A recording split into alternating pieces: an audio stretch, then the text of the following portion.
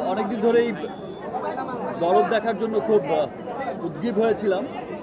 আর আসলে এবার দরদ আমি যেমন এক্সাইটেড ছিলাম, তেমন আমার পাশাপাশি আমার যে কোম্পানি রিমার্ক গার্ডেন, আমাদের সকলেই খুব এক্সাইটেড ছিল যে আমরা সবাই একসাথে দেখব রিমার্ক পরিবার।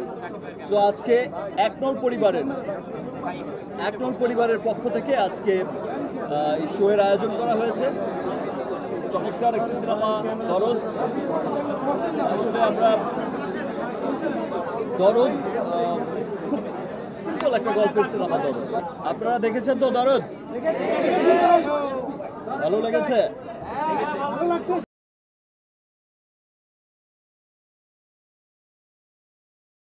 চরিত্রটা ভালো লেগেছে? এখানেই সার্থকতা। চরিত্রটা যে অ্যাটলিস্ট ভালো লেগেছে, আমারও খুব ভালো লেগেছিল যখন আমি মামুনের কাছ থেকে গল্পটা শুনেছিলাম প্রথম।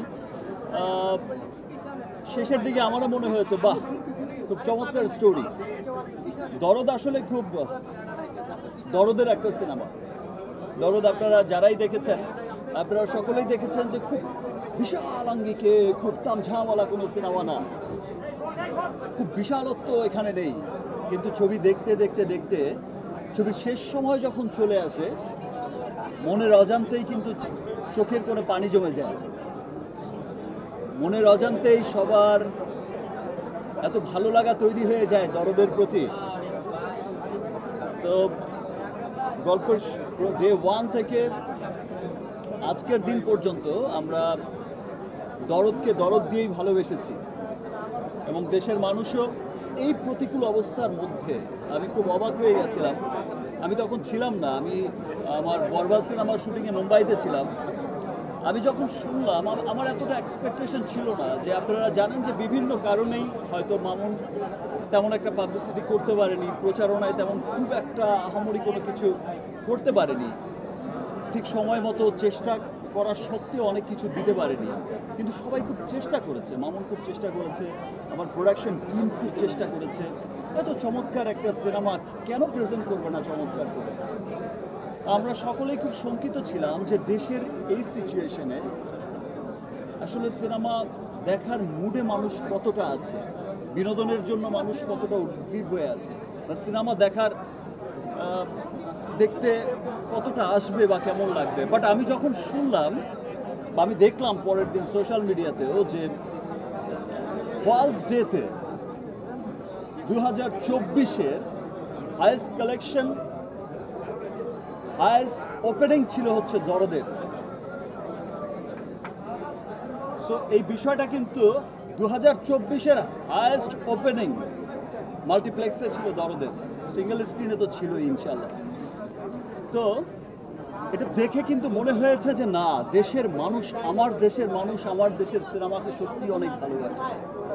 আমার দেশের মানুষ আমাকে অনেক ভালোবাসে, আমার দেশের সিনেমাকে ভালোবাসে। বাংলাদেশের মানুষ যেখানেই ছড়িয়ে আছে, আমি আমেরিকার চিত্র দেখেছি, আজ মিডল ইস্টে রিলিজ হয়েছে, পৃথিবীর অনেকগুলো দেশে রিলিজ হয়েছে, সেখানকার নিউজ জেনেছি। স্বপ্ন দেখতাম তো আগে থেকেই, স্বপ্নটা সেই স্বপ্নের পথে মূলত হাঁটা স্টার্ট হয়েছে আমার 2 বছর আগ থেকে। কোভিডের পরবর্তী আপনারা সকলে জানেন যে প্রিয়তমা থেকে হাঁটাটা স্টার্ট হয়েছে সেই গ্লোবাল মার্কেটের দিকে। এবং যত দিন যাচ্ছে গ্লোবাল মার্কেট কিন্তু আমরা অনেক এগোচ্ছি। আমরা কিন্তু আফটার প্রিয়তমা, রাজকুমার পর দেখলাম তুফানের পর দেখলাম দরদ। এখন গ্লোবাল মার্কেটে কিন্তু আমরা ডে বাই ডে খুব রিচ করে যাচ্ছি। আমরা আমাদের স্বপ্নের কিন্তু সেই লক্ষ্যে এখনো পৌঁছাইনি, এখনো যেতে হবে অনেক দূর, এখনো কাজ করতে হবে, এখনো অনেক দূর যাওয়া আমাদের বাকি। মাত্র তো শুরু হলো এবং যাবো ইনশাল্লাহ অনেক দূর। দ্যাট মিনস ঈদ ছাড়া সিনেমা সবসময় সুপারহিট হয়েছে। ইনফ্যাক্ট আমার ক্যারিয়ারে যত সিনেমা এসেছে, বিগ হিট সিনেমা, সেটা আমার প্রিয়া থেকে যতগুলো সিনেমা এসেছে, কোটি টাকার কারণ যতগুলো বিগ হিট সিনেমা এসেছে, সবগুলো কিন্তু ঈদ ছাড়াই এসেছে। বিকজ ঈদে একটা কম্পিটিশন কিন্তু থাকে, অনেক সিনেমার ভিড় থাকে, কিন্তু ঈদ ছাড়া কিন্তু একক সিনেমা থাকে। তো এটা সবসময় প্রমাণিত হয়েছে। আজকে দরদ দিয়েও আবার প্রমাণ করলো যে না, ঈদ ছাড়া সিনেমায় অনেক বেশি সুপারহিট হওয়া অপশন থাকে এবং ইনশাল্লাহ আমরা আরও সুন্দর সুন্দর কাজ করব এবং আমাদের সেই লক্ষ্যে পৌঁছে যাব। আর আজকে এই যে একনলের ব্র্যান্ড অ্যাম্বাসেডার আমাদের পাশেই দাঁড়িয়ে আছে ম্যাডাম পূজা চেরি। আজকে ওনার সৌজন্যে, ওনার একনল ব্র্যান্ডের সৌজন্যেই আমরা সকলে সিনেমা দেখতে এসেছি, আপনারাও দেখলেন। থ্যাংক ইউ ফর ইউর একনল। আমি তো দেশি নায়িকাদের সাথে আমিই সুযোগ পাচ্ছি না। দেশি নায়িকাদের যখনই আমি শিডিউল পাঠাচ্ছি, হলিউডের নায়িকা অলমোস্ট সমস্ত হিরোইনই কোনো না কোনোভাবে বিজি থাকে। যেহেতু দু তিনটা সিনেমা করি বছরে, আমার দেখা যায় যে অনেক শিডিউল লাগে। আমার ডিরেক্টরদের বা প্রডিউসারদের বা আমার প্রোডাকশনগুলোতে অনেক শিডিউল লাগে। তো আমার যারা আছেন স্টার হিরোইন, যারা আছেন সুপারস্টার হিরোইন, তারা তো বছরে অনেক সিনেমা করেন, অনেক ব্যস্ত থাকতে হয়, অনেক স্টারদের সাথে কাজ করতে হয়। আমি আসলে শিডিউল পাচ্ছি না। সবার পছন্দের সিন যেটা, আমার পছন্দের সিন সেটা। দেশি নায়িকাদের জিজ্ঞেস করতে হবে। আমি আগেই বলেছি যে দেশি নায়িকাদের শিডিউল পাচ্ছি না। ঠিক হয়ে আছি দেশি নায়িকাদের সাথে কাজ করতে। আমি সেই মুম্বাইতে থাকতে ভাই যত যাই হোক, দেশের প্রতি আলাদা একটা টান থাকে, দেশের মানুষের প্রতি টান থাকে। ইনশাআল্লাহ দেশি নায়িকাদের সাথে যখন দেশি নায়িকাদের মুড হবে, স্কেজুল পাওয়া যাবে, খুব দ্রুতই হবে। দরদ যেমন হচ্ছে খুব দরদের একটা সিনেমা, খুব ভালোবাসার একটা সিনেমা এবং অনন্য মামুন তার সর্বস্ব দিয়ে চেষ্টা করেছে। আপনারা সকলেই জানেন যে দরদ ছিল কিন্তু আফটার প্রিয়তমার পরপর একটা সিনেমা। হয়তো সামহাও বিভিন্ন কারণে আমাদের মুক্তিটা অনেকবার পিছিয়েছে, আমরা সঠিক সময় হয়তো মুক্তিটা দিতে পারিনি। এটা রাজকুমারের আগে রিলিজ হওয়ার কথা ছিল। হলিউডে সেই টম ক্রুজকেই দেখে আসছি। আমি যখন ছোট ছিলাম, যখন হচ্ছে স্কুল গোয়িং ছিলাম, তখন থেকেই শাহরুখ খানকে দেখছি সুপারস্টার, দিলওয়ালে দুলহানিয়া লে যায়েঙ্গে। এখনো দুলহানিয়াই নিয়ে যাচ্ছে। Once a megastar, always megastar. সামনে আমি ডে বাই ডে প্রতিনিয়ত আমি আমাকে ভাঙার চেষ্টা করছি। আপনারা সবাই দেখছেন যে আমার একটা সিনেমার সাথে আরেকটা সিনেমার কোনো মিল খুঁজে পাওয়া যায় না। আমি সবসময় নিজেকে ভাঙার চেষ্টা করছি। আমি আমাকে প্রতিবারই সামনে এগিয়ে নেবার চেষ্টা করছি। আজকে আমার দরদ যেমন দেখলেন, সবাই দরদ দেখে খুব ভালোবাসা দিচ্ছেন, হাইস্ট ওপেনিং দিয়েছেন দরদকে। দরদ পৃথিবীর যেখানে রিলিজ হচ্ছে প্রত্যেকটা মানুষ দেখছেন। দেখতে ছবির শেষ সময় এসে সবার চোখের করে পানি জমে গেছে দরদের জন্য। দরদকে ভূয়সী প্রশংসা করছেন আপনারা সবাই, এত ভালোবাসা দিচ্ছেন দরদকে। ইনশাল্লাহ আমার নেক্সট সিনেমাগুলো দেখবেন যে আরও অন্যান্য ডিফারেন্ট সিনেমা হবে এবং সেই সিনেমাগুলো আপনাদের অনেক ভালো লাগবে। আজকে হচ্ছে মামুন, যেমন ওই যে আমি বলেছিলাম খুব রাগ করে আপনাদের সকল সাকিবিয়ানদের পক্ষে এবং স্পেশাল থ্যাঙ্কস আজকে জানাচ্ছি যে মামুনের সিনেমার জন্য সাকিবিয়ানরা এত শ্রম দিয়েছে।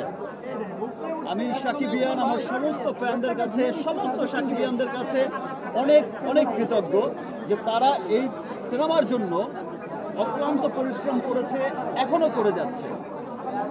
আমি সত্যি সাকিবিয়ানদের নিয়ে অনেক গর্বিত যে আমার ভালোবাসার সাকিবিয়ান আছে। আর ছবিটা আসলে সত্যি আপনারা যারাই দেখেছেন যে মামুন অনেক দরদ দিয়ে ছবিটা বানিয়েছে, সর্বাত্মক চেষ্টা করেছে। দেখেন মামুন যখন দরদ বানিয়েছে, তখন আজকের যদি আপনি বরবাদের কথা চিন্তা করেন, সেই বাজেট কিন্তু মামুনের ছিল না।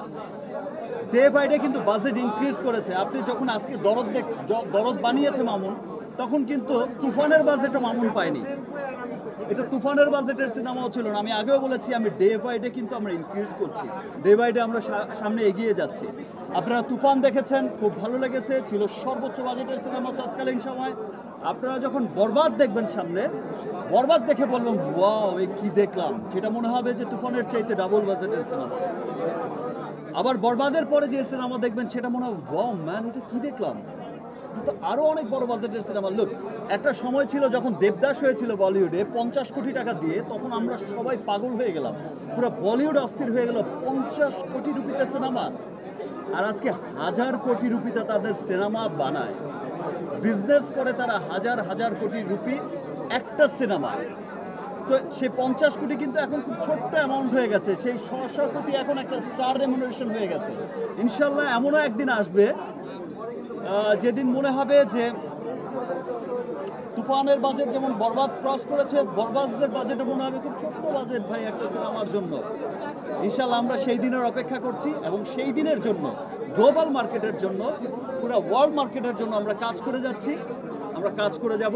সকলের ভালোবাসা, দেশের সকলের মানুষের ভালোবাসা, আমার দেশের সব মানুষের ভালোবাসা, সব মানুষের এই যে ভালো লাগাটা আমার প্রতি, ভালোবাসাটা আমার প্রতি, যে বিশ্বাস রাখাটা, যে আসলে সাকিব চেষ্টা করে ওর জায়গা থেকে একটা ভালো সিনেমা আমাদের উপহার দেওয়ার, এই যে দেশ বিদেশে রিলিজের প্রথম দিনই যে সবাই এই এতটুকু বিশ্বাস করে, যে আমাকে বিশ্বাস করে ছবিটা দেখতে যায়, এটা আসলে আমার কর্তব্য।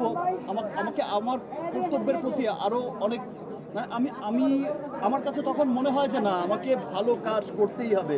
সেটা যদি পুরো বছরে হয় একটি সিনেমা, সেই একটি সিনেমায় আমাকে ভালো কাজ করতে হবে। বিকজ আমার দেশের মানুষ, আমার সকল সাকিবিয়ান পুরো পৃথিবীতে ছড়িয়ে আছে যত বাঙালি, আমাকে বিশ্বাস করছে যে আমি একটি ভালো কাজ উপহার দেব। আমি আমার সর্বোচ্চ দিয়ে চেষ্টা করে যাব।